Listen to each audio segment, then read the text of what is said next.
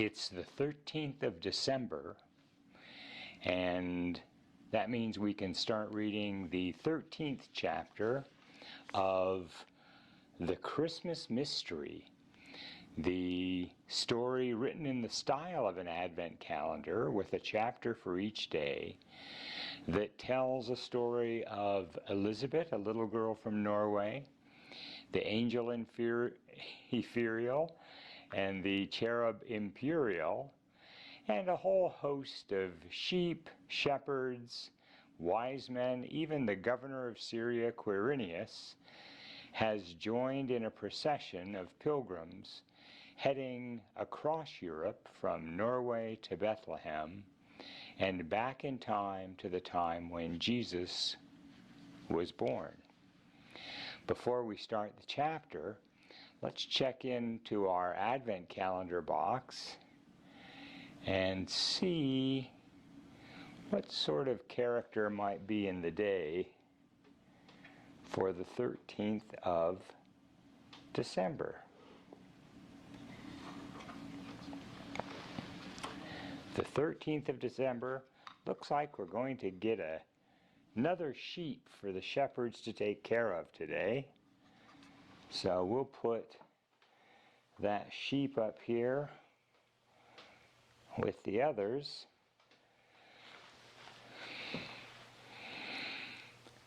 And it'll join the procession as they head through Europe.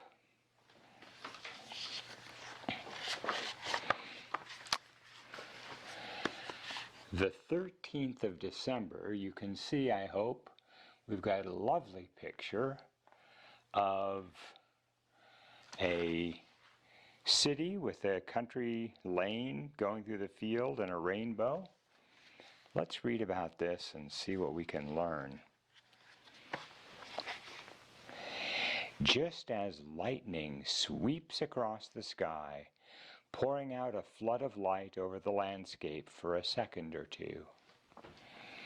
When Joachim woke on the 13th of December, his mother and father were in his room already. Joachim knew they were as curious as he was to see what was in the Advent calendar. "You get to open it, my lad," said Papa. Joachim sat up and fished out the folded piece of paper. The picture in the calendar showed a rainbow. He sat in bed with Mama on one side of him and Papa on the other. They both leaned over him while Mama read what was on the sheet of paper. The sixth sheep. A little procession was running down the steep mountains in the Alps from the St. Bernard Pass. They spent only half a second in each place, for they were running not just down the steep slopes towards the Val d'Aosta in northern Italy. They were speeding down through history, too. So a party of monks who were on their way from Val d'Aosta one day in June in the year 998 saw them for only a short moment, just as lightning sweeps across the sky, pouring out a flood of light over the landscape for a second or two. "Look!" exclaimed one of the monks. "What?" asked the other. "I thought I saw a strange procession on its way down through the valley. There were people and animals. Behind them all ran a little girl with an angel." The third monk agreed. "I saw them too. It was like a heavenly host." The monk, who had seen nothing, shook his head in disbelief. "Are you sure you can stand the thin air up here?" he asked. He said that because he had looked down at an azalea at the instant when the pilgrimage had passed. 4 years earlier, a party of merchants from Milan had seen the same as the two monks. That had been a few kilometers further down the valley. The godly throng stopped for a little while to enjoy the view over the beautiful Val d'Aosta. Ethereal pointed up at Mont Blanc, and the sharp peak of the Matterhorn. Elizabeth was more interested in studying the Advent calendar she had been given by the governor of Syria.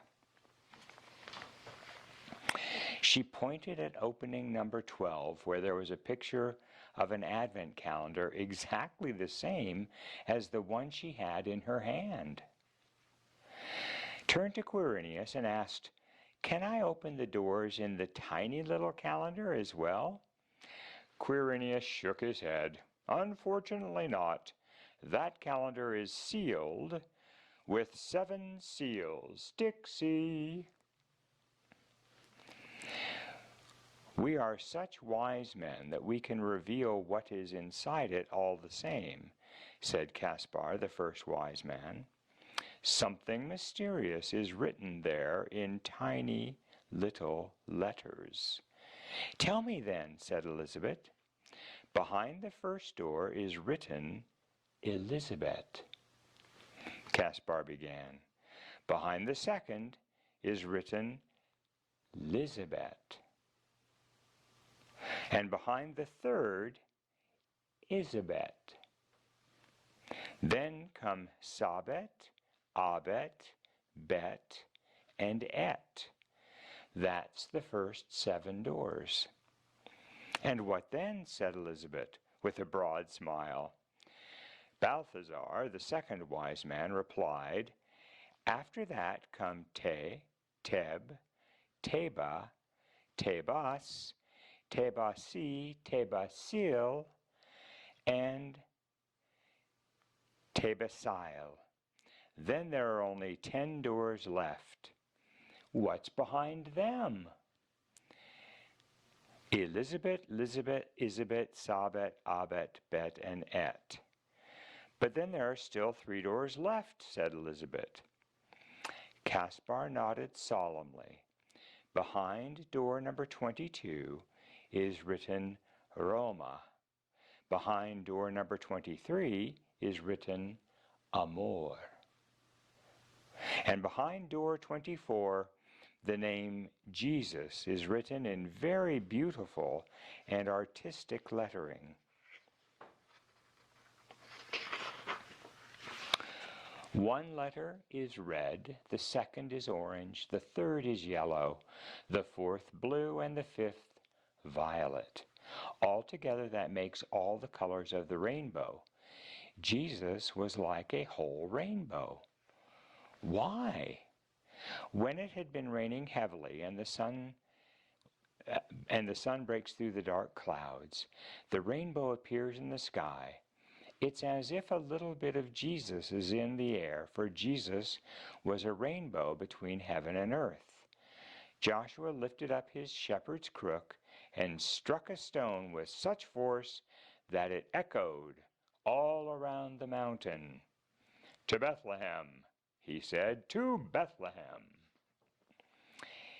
And it was as if the mountains replied, "Lehem, Lehem, Lehem, Lehem." It didn't take long for them to reach the valley of the Po. That is the name of the fertile country that lies between the great river Po, which flows from the Italian Alps in the west to the Adriatic Sea in the east. Ephriel told them they would be going the same way as the river. They traveled through the countryside until the river Po met another big river called the Ticino, near the trading city of Pavia. Ephriel told them that the angel watch showed 904, that's 904 years since Jesus, and that Pavia already had a university that was famous throughout Europe. Joshua was about to strike the ground with his shepherd's crook in order to say something Elizabeth was about to say, but Jacob the shepherd spoke first. He pointed down at a large raft that was lying by the riverbank and said, "We'll borrow that." So the whole of the long procession of pilgrims jumped on board the raft. As they were about to push off from the bank, a man came running towards them with a sheep in his arms. "Accept my sincere offering," he said. So 6 sheep had to be crammed together on the narrow raft. When they came out on the river, Quirinius said that Elizabeth could open door number 13 in the Advent calendar. Behind it was a picture of a man carrying a sheep. When Mama had finished reading, the family sat on the bed for a long time without saying anything. "Lehem, lehem, lehem," said Mama at last, almost as if she were singing it. "Sabet Tabas," said Joachim. He surprised himself. There it was again. John had in fact mumbled half Elizabeth's name, and he'd never thought of it before. Then he had said the same half of her name backwards. But why had he done that? Papa had something to say, too. If only I could find this flower seller, maybe we'd find the answer to how the Advent calendar was made, or why. So far as that goes, I'm curious to find out what makes a grown man sit clipping and gluing and playing with letters in this way. I'm sure it's in order to spread some of the glory of heaven, observed Joachim. I believe the magic Advent calendar is a small part of the glory of heaven that has strayed down to earth. Up there it's so full of wonderful things that they can easily be scattered. Mama and Papa couldn't help laughing. It was only after they had read through all the folded sheets of paper that they had understood why Joachim had said so many strange things recently. "I'm thinking about the 3 monks in Val d'Aosta," said Mama. Papa and Joachim looked at her. Then she said, "We're sitting here almost like those monks. We have something in our hands and we don't quite know whether we can believe it." Joachim could no longer manage to keep his meeting with John secret. It was as if this last little secret was exploding inside his head, so it was good to let it out. "John was at the gate one day when I came home from school," he said. "He got our address from the man in the bookshop." "And you didn't tell us?" said Papa. "I didn't think it was important. He only wanted to know who I was." Yes, but what did he tell you?" said Papa impatiently. "He must have said something about the magic Advent calendar."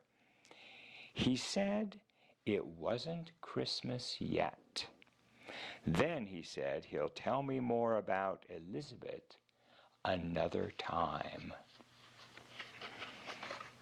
More and more mysterious. Papa nodded. "I'll drop by the market again today. I intend to meet this John, even if I have to lasso him." But when he got home again, he could only throw up his arms. "Gone," he said, as if the earth had swallowed him up. All that afternoon, Joachim repeated 2 names inside himself: Elizabeth Tebesheil, Elizabeth. One name was like a reflection of the other, but when Joachim looked at himself in the mirror, he saw himself, even though the picture in the mirror was reversed. Could it all be a secret message that the 2 Elizabeths were one and the same person? But Tebesheil sounded like a proper name too. Could there be someone called Tebesheil as well? That evening Joachim lay for a long time, staring at the ceiling before he could relax. In the end, he had to get up and write something in his little notebook. It was something he had seen inside his head. He wrote, and here is what he wrote. Can you see this? I hope you can see this. He wrote all of these names in a little square. And it says, Sabet Tabas, Sabet Tabas. And that's the end of chapter 13.